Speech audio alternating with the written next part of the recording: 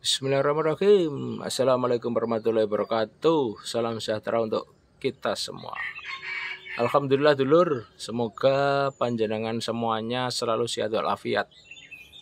Kita pagi ini ada di bawah Gunung Arjuna, tepatnya di Desa Titing, Sukorejo, Pasuruan, dulur.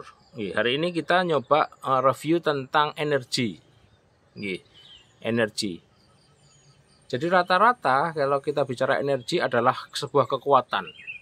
Energi bisa disebut energi negatif ataupun energi yang positif. Kita bicara energi. Ya. Banyak di antara kita ini pernah sakit. Sakit itu artinya energinya sedikit. Atau bahkan kalau nun sewu, mohon maaf, ketika ada yang orang meninggal berarti energinya tidak banyak atau tidak ada gitu. Jadi konteksnya adalah bahwa semua yang berhubungan dengan kehidupan adalah energi. Energi, semua hal bisa didapatkan di sekitar kita. Contohnya, energi terang adalah untuk menyinari kegelapan. Seperti matahari ini, dia tidak akan pernah bosan, tidak akan berhenti untuk selalu bersinar di pagi hari dan tenggelam di sore hari ketika sudah mulai malam. Itulah sunatullahnya. Kita juga demikian juga sebagai manusia, kita harus mempunyai sumber energi, sumber kekuatan. Iya toh, kita sakit, terus kita mohon maaf melarat atau tidak kaya, itu juga energinya rendah. Nah, kita ketika sudah mengetahui bahwa segala sesuatu itu adalah energi, tentunya kita akan berpikir energi yang mana yang akan kita ambil. Energi negatif atau energi positif. Ketika energi negatif, maka semua hal akan menjadi kejelekan, keburukan, dan kerusakan. Tapi ketika kita ngambil energi yang positif, maka kekuatan bertambah, semangat bertambah. Semua hal yang positif akan bertambah. Di lingkungan mana kita bergaul, disitulah sumber energi yang kita dapatkan. Kita bergaul dengan hal-hal negatif, maka yang tancap di dalam sanubari kita adalah hal yang negatif. Demikian juga dengan hal positif. Apapun itu, ketika kita berhubungan dengan yang hal positif, maka semuanya akan menjadi yang positif. Untuk lebih tepatnya gini dulur, bagi kita sebagai sesama muslim, sumber energi terbesar kita adalah sholat. Kenapa sholat sumber energi terbesar? Karena 5 waktu. 5 waktu kita sholat. Mulai subuh, duhur, asar, maghrib, dan isya itu. Jadi ketika kita sudah sholat, sumbernya adalah sumber positif dan diusahakan sholat di tepat waktu. Kenapa? Karena disitulah sumber energi positif yang terbesar. Jadi ketika kita menunda sholat, maka banyak kemungkinan, banyak lalainya kita akan terlena dengan sholat kita ini.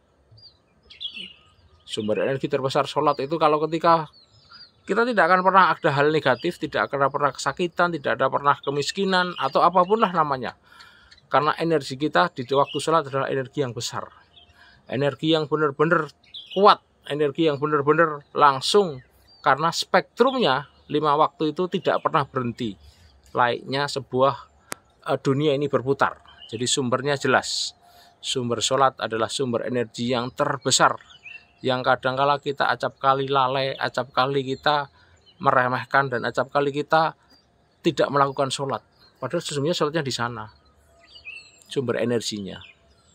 Sholat yang mana yang seharusnya kita lakukan? Ya sudah, kalau kita bisa maksimal sholat, pokoknya sholat yang pakai kolbu. Untuk pakai kolbu monggo, belajar masing-masing dulur.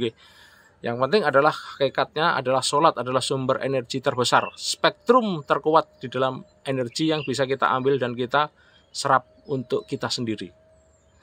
Sehingga dengan kita sholat, kemungkinan sedikit kecil kita sakit, kemungkinan sedikit kecil kita kekurangan, dan bahkan kita tetap sehat dan kuat dimanapun berada, dalam kondisi apapun.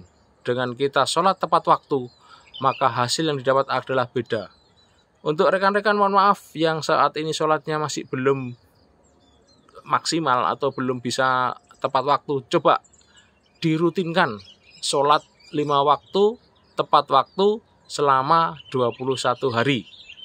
Nanti insya Allah hasilnya lebih maksimal. Insya Allah hasilnya luar biasa.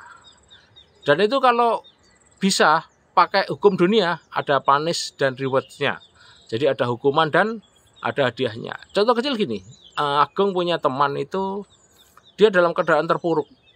Dia berjanji kepada dirinya bahwa dia harus sholat tepat waktu di masjid. Tepat waktu di masjid, dan dia kalau melanggar, dia sedekah atau denda untuk dirinya sendiri adalah 100.000. 100.000 banyak dulur, tapi ya relatif ya, tergantung masing-masing ya. Nah itu juga hal yang untuk menguatkan, karena kalau kita ada hukuman, ada denda bahasanya, itu akan lebih maksimal di dalam kita untuk melakukan segala sesuatunya lebih maksimal. Tanpa kita melakukan hal-hal seperti itu, nanti kemungkinan besar kita akan terlena dan merasa rendah, tidak bisa maksimal untuk melakukan sholat di tepat waktu. Dan itu masing-masing monggo, silakan introspeksi di dalam diri, kira-kira kalau saya sholat selama 5 waktu itu apa yang saya dapatkan, apa yang harus saya denda untuk diri sendiri. Karena hukum dunia adalah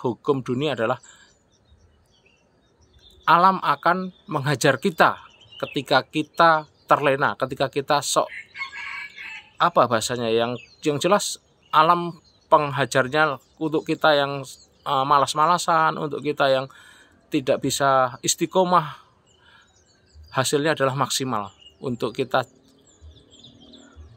rusak atau salah ataupun kita yang menderita, bahasanya gitu dulur.